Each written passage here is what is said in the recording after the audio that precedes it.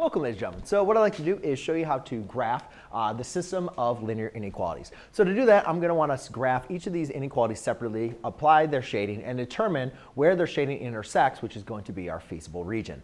So the first thing is I'm going to want to graph these, and the easiest way I like to graph them, unless I see them in standard form, with this case, you could put that, you could think of that as, or you could graph that using standard form. But oftentimes it's easiest to graph when your two equations are slope-intercept form. So, and also when they look like equations, not like inequalities. So the first thing I would do is I would just rewrite these as equations and just say, how am I going to graph this? Well, I can easily just reflect this over and graph it like that. Now, when graphing this equation, all right, I'm going to think about graphing equations rather than inequalities. I'm not going to get confused with, multiplying, dividing by negative numbers, putting things over and flipping the inequality sign. It's just kind of too much to remember. I'm going to leave these inequalities as they are and just graph them as equations, but then use my inequality sign to help me with the shading as well as the dashed and the solid line. So to graph y equals negative x, we notice that my y-intercept here is 0. Right? We can always add 0. It's not going to change it. Now, the one thing that gets a lot of students is knowing what the slope is. And you could say, well, I don't have a number in front. I just have this negative. But yes, we can always rewrite this as negative 1 over 1. Because remember, the slope, we always want to represent slope as a fraction because it's a ratio. It's the change in the y values over the change in the x values between any 2 points. So even though the slope is 1, we always want to write it as negative 1 over negative 1. My apologies.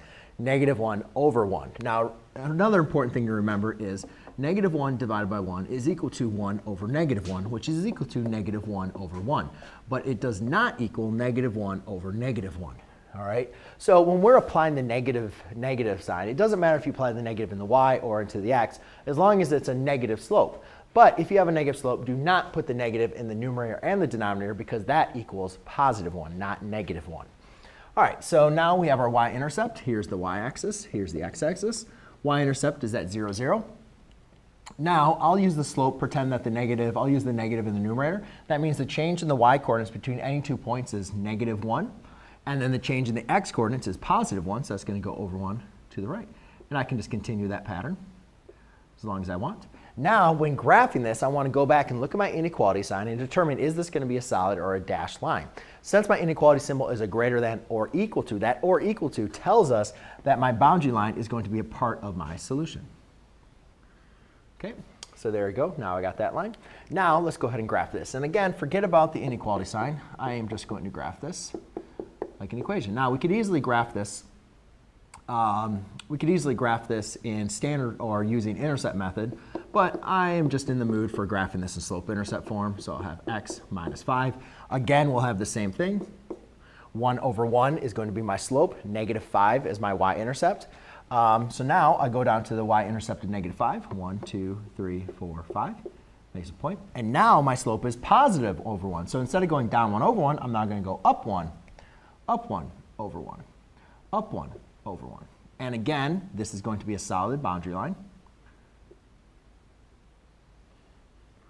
All right, so now let's get into shading. Now, I always like using the same point for shading. It doesn't really matter. You could use 0, 0 for this point and then another point for here. But I think it's always easier just to kind of use the same point so you can reference it. So I'm going to pick this point as my test point.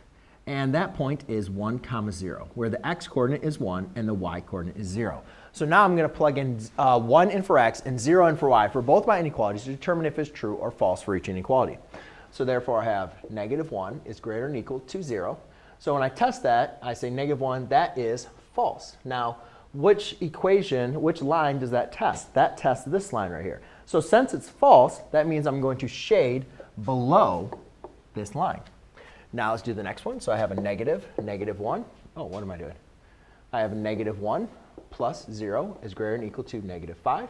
That's negative 1 is greater than or equal to negative 5. Remember, when I'm thinking of negative numbers, I always think of negative numbers as like owing money. If you owe $1, you have more money than if you owe $5. So then this is true. So for this equation, this test point is true. That means I'm going to shade towards the true point. Therefore, you can see where I'm shading above this line, shading below this line, and the region where the shading is going to be true for both inequalities, we'll call our feasible region, is going to be right here. And I'll just kind of shade that again so it's very obvious. So there you go, ladies and gentlemen. That is how you graph a system of linear inequalities. Thanks.